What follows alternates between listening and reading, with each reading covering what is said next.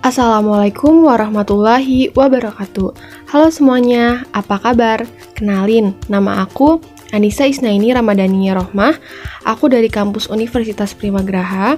Kali ini aku mau jelasin materi tentang strategi korporasi berdasarkan buku Sofyan Asauri yang berjudul Manajemen Strategik.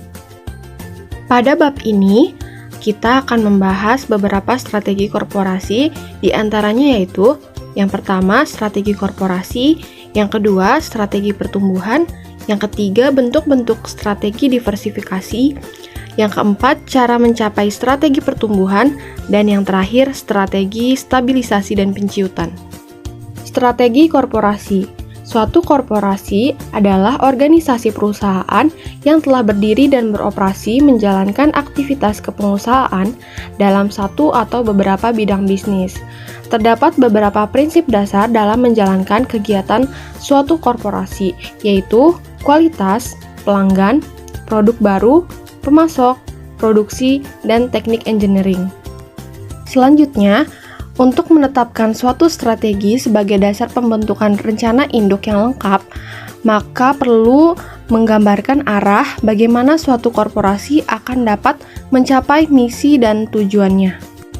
Pada umumnya, strategi korporasi menekankan pada 3 permasalahan utama, di antaranya yaitu strategi pengarahan yang terdiri dari stabilisasi, pertumbuhan, dan penyehatan, dan yang kedua, portofolio yang menekankan pada kajian strategik seperti di mana pasar yang tepat atau di mana perusahaan bersaing, dan yang ketiga, strategi parenting yang menekankan pada cara agar manajemen strategik dapat mengkoordinasikan aktivitas perusahaan.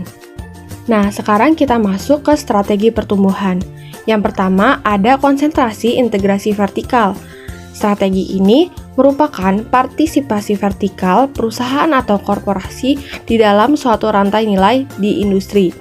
Biasanya, dalam mengkaji strategi ini selalu membahas rantai nilai atau value chain yang dimulai dari bahan baku input, kemudian masuk ke dalam proses produksi hingga proses pendistribusian produk. Nah, dapat dilihat pada gambar di bawah ini ya. Kemudian ada integrasi vertikal ke belakang. Strategi ini merupakan keputusan melakukan integrasi atas pemasok sumber-sumber daya atau bahan baku dan komponen manufaktur atau industri yang digunakan dalam pengolahan. Integrasi vertikal ke depan.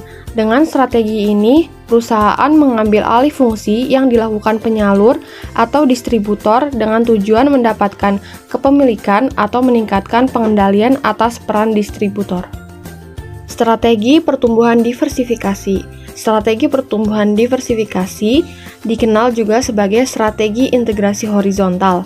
Adalah strategi di mana perusahaan berada dalam kondisi stabil tetapi mereka mempunyai peluang untuk tumbuh, sehingga perusahaan memanfaatkan peluang tersebut untuk melakukan diversifikasi.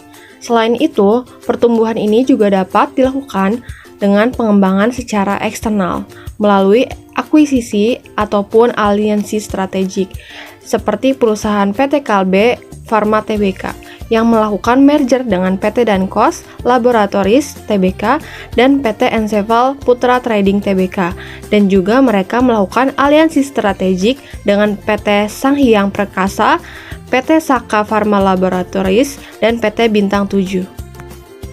Pada gambar yang kalian lihat di layar menunjukkan diversifikasi dibagi menjadi level lebih rendah dan level menengah tinggi. Sedangkan untuk pilihan strategi diversifikasinya terbagi menjadi 3, yaitu bisnis terkait, bisnis tidak terkait, dan penggabungan dari bisnis terkait dan bisnis tidak terkait. Apa itu diversifikasi terkait? Strategi ini merupakan strategi pertumbuhan terkonsentrasi dari perusahaan korporasi di dalam industri yang berhubungan dengan kedudukan yang bersaing kuat, tetapi daya tarik industrinya tergolong rendah. Bisa dilihat di gambar sebelah kanan, bisnis A dan bisnis B itu saling berhubungan, kegiatan satu dengan kegiatan lainnya. Nah, ini disebut bisnis terkait. Diversifikasi tidak terkait yaitu strategi kapitalisasi dalam portofolio bisnis yang mampu memberikan kinerja keuangan yang baik dalam masing-masing industrinya. Oleh karena itu, strategi ini disebut juga sebagai strategi konglomerasi dari bisnis-bisnis yang tidak terkait dari bisnis yang sebelumnya sudah ada. Bentuk-bentuknya terbagi menjadi dua, yaitu strategi perusahaan induk atau corporate parenting dan strategi portofolio bisnis. Bagaimana sih cara mencapai strategi pertumbuhan? Nah, di bawah ini kita bisa melihat strategi yang dapat dilakukan untuk mengembangkan perusahaan. Yang pertama, merger dan akuisisi. Yang kedua, ada joint venture. Dan yang ketiga, ada aliansi strategi. Oke, kita masuk ke pembahasan terakhir, yaitu strategi stabilisasi dan penciutan. Strategi stabilisasi yaitu strategi yang bersifat sementara yang diambil untuk menjalankan korporasi agar dapat membuat keputusan untuk tidak melakukan perubahan atas kegiatan perusahaan korporasi yang telah dilakukan selama ini. Dan strategi penciutan atau retrenchment merupakan strategi korporasi untuk mengurangi tingkat kegiatan perusahaan agar dapat mengupayakan berubah ke keadaan yang profitabilitas. Nah, itulah pembahasan materi strategi korporasi yang bisa saya jelaskan. Kurang lebihnya, teman-teman boleh komen di bawah. Dan sampai ketemu di video selanjutnya. Assalamualaikum warahmatullahi wabarakatuh.